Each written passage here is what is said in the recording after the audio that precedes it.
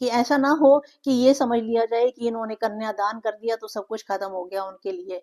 कन्यादान कर रहे हैं, विवाह कर रहे हैं बेटी का, कोई उसको अपनी जिंदगी से नहीं निकाल रहे हैं। Hypothetically, I'd never have put up with an outsider who dared to assume that they could ever be a bigger priority to me over my parents. इस तरह की जरूरत करती जिस तरह से आपकी कहानी में बहू कैरेक्टर कर रही थी, तो मुझे तो इतना सोचने की कभी जरूरत ही नहीं पड़ती, क्योंकि मैं उनसे कुछ एक्सपेक्ट ही नहीं करता beyond her duty to our shared kids. तो ये जिन्होंने भी लिखा है, मुझे ऐसा लग रहा है कि ये डिवोर्स की वकालत कर रहे हैं, डिवोर्स एक्सपर्ट हैं। मेल पर्सन ऐसा कह रहा है कि मैं अपनी वाइफ को ऐसे कहता, मैं ये ना सहता। तो यही बात जो है वो लड़की भी तो कर सकती है ना, वो लड़की भी कह सकती है कि मैं ये सब नहीं करूंगी। इसीलिए आजकल जो है बहुत सारे रिश्तों में देरी हो रही है। अगर कोई आपको देखकर दूर से मुंह फेर ले, तो आप बिल्कुल भी गुस्सा मत करना, बिल्कुल भी उससे नाराज मत होना, क्योंकि हो सकता है उसकी नजर कमजोर हो। क्यों, सही कहा ना मैंने? जब तक हम सच्चाई को नहीं जान लेते और उससे पहले ही अपनी जजमेंट सुना देते हैं, अपने आप को ही चाहे सुना देते हैं, दूसरों को नहीं सुनाते, तो भी वो एक सही बात नहीं है। आपका रिएक्शन या आपका रिस्पॉन्स वो अच्छा नहीं है, क्योंकि उसके पीछे हो सकता है कोई और कारण हो जो आपके दिमाग में ही ना आ रहा हो। तो इसी से रिलेटेड आज बात करते हैं एक ऐसे कमेंट की, जो एक वीडियो बहुत पॉपुलर जा रही है कि बूढ़े माँ बाप को बहू नहीं बेटा वृद्धाश्रम भेजता है। तो इस वीडियो पर आपका बहुत सारा प्यार मिल रहा है, आपके बहुत सारे कमेंट्स भी मिल रहे हैं। बहुत सारे कमेंट्स जो हैं वो रिलेट करते हैं लाइफ से, हमारे समाज में जो कुछ चल रहा है। तो तकरीबन सारे कमेंट्स जो हैं वो या लड़कियों के हैं जो बहुएं हैं, या फिर वो सासों के हैं जो लेडीज हैं। तो उनकी बात अपनी अपनी जगह पे सही है, ऐसा नहीं कह सकते कि वो गलत है या वो गलत है। गलत कोई भी नहीं है, अपनी जगह पे हर कोई सही बोल रहा है। लेकिन एक कमेंट जो मैंने पढ़ा, उनका नाम तो ऐसा है जिससे कुछ अंदाजा नहीं लगाया जा सकता कि ये मेल है या फीमेल है, लेकिन उसके अंदर जो कुछ लिखा हुआ है उससे तो यही लग रहा है कि वो मेल है।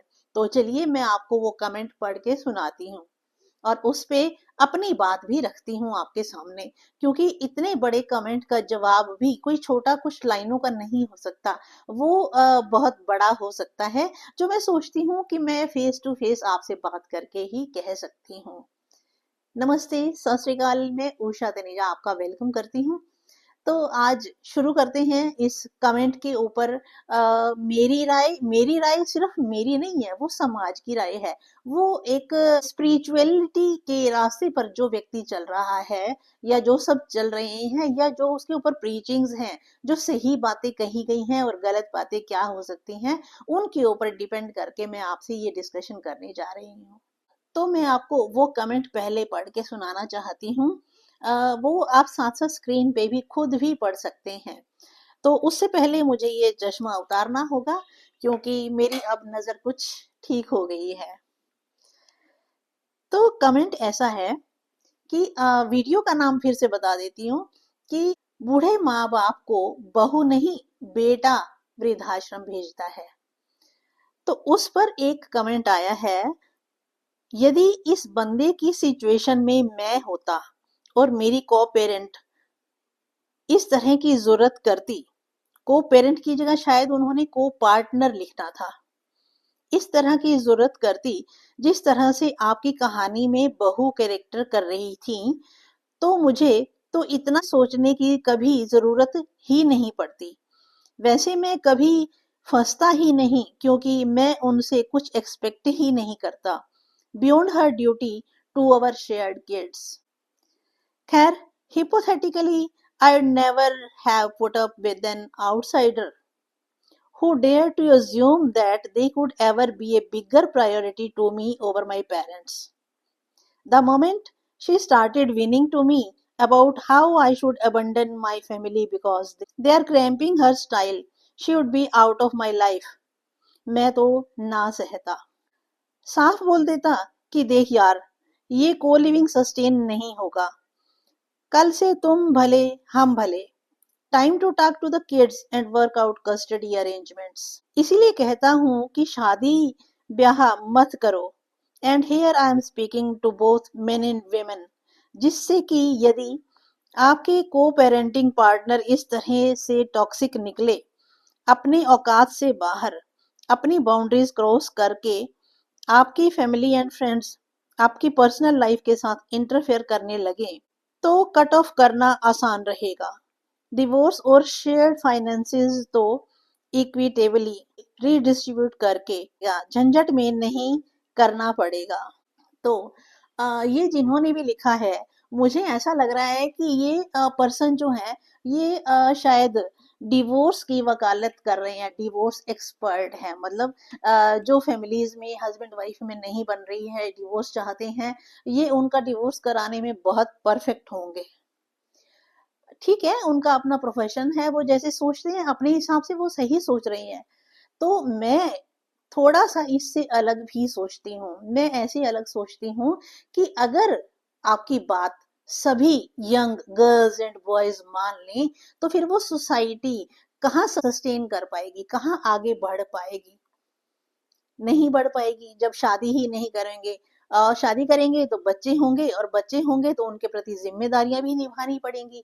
जिम्मेदारियां निभाने के लिए इकट्ठे भी रहना पड़ेगा। इकट्ठे रहना पड़ेगा तो ये सब बातें जो है, थोड़ा सा मन मुटाव, थोड़ा सा मतभेद तो होगा। तो इसीलिए मैं कहती हूँ कि ये ज़रूरी नहीं होता कि अगर हमारी किसी से नहीं बन रही है या हमारे विचार किसी से नहीं बन रहे हैं, तो उससे हम फिज़िकली भी दूर रहें। हम मेंटली भी अपने आप को डिटैच कर सकते हैं। जो कुछ भी चल रहा होता है हमारे यहाँ पे चल रहा होता है, और अक्सर ऐसी जो इरप्ट होती हैं सिचुएशंस अनवांटेड, वो कैसी होती हैं? वो ऐसी होती हैं, सिर्फ थोड़ी-सी मिसअंडरस्टैंडिंग होती है। हम दूसरों से बहुत ज़्यादा एक्सपेक्ट कर लेते हैं। हमें एक्सपेक्ट नहीं करना चाहिए, क्योंकि आजकल जो है इक्वलिटी का जो लेवल है वो बढ़ रहा है, मेन एंड वेमेन में, गर्ल्स एंड बॉयज में। तो लड़कियां भी बराबर की अधिकार चाहती हैं, बराबर की ड्यूटीज भी निभा रही हैं। ऐसा नहीं है कि वो ड्यूटीज नहीं निभा रही हैं, ड्यूटीज भी निभा रही हैं, लेकिन उनकी ड्यूटीज के साथ साथ जब वो उनकी ड्यूटी डिमांडिंग हो जाती है, तो वो अपने पेरेंट्स इन लॉ को उतना टाइम नहीं दे पाती हैं, या उनके लिए वो बहुत कुछ नहीं कर पाती हैं। फिर पेरेंट्स इन लॉ हैं जो, उनको भी अपनी बहू से इतनी ज्यादा उम्मीदें नहीं रखनी चाहिए। जैसे उनका बेटा काम कर रहा है, सब कुछ कमा रहा है, सारी जिम्मेदारियां उठा रहा है परिवार की, उसी तरह से बहू भी बहुत कुछ कर रही है। और बहू की जिम्मेदारी सिर्फ इन लॉज के प्रति ही नहीं है, उसके अपने पेरेंट्स के प्रति भी है। क्योंकि अब कानून में भी और समाज में भी बेटियों की जो बेटियों का जो हक है अपने मायके में, वो भी बराबर का हो गया है। उसमें भी ऐसा नहीं है कि बेटा कुछ ज्यादा अधिकार पाएगा या बेटी को कम मिलेंगे। वहां उसको अगर अधिकार मिल रहे हैं तो उसके प्रति जिम्मेदारी भी तो उसकी बनती है, उसको करना ही चाहिए।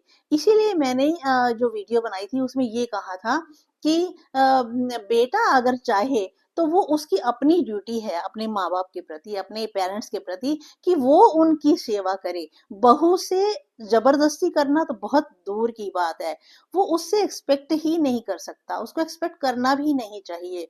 हाँ, अगर उनकी आपस में अंडरस्टैंडिंग है, म्यूचुअल अंडरस्टैंडिंग है कि ठीक है, जब मेरे पेरेंट्स को जरूरत है तो तुम कर देना, जब तुम्हारे पेरेंट्स की जरूरत होगी तो मैं कर दूंगी या कर दूंगा, तो इस तरह से म्यूचुअल अंडरस्टैंडिंग से तो चल सकता है। लेकिन अगर जोर जबरदस्ती की जाए तो उससे तो ये सब नहीं हो सकता।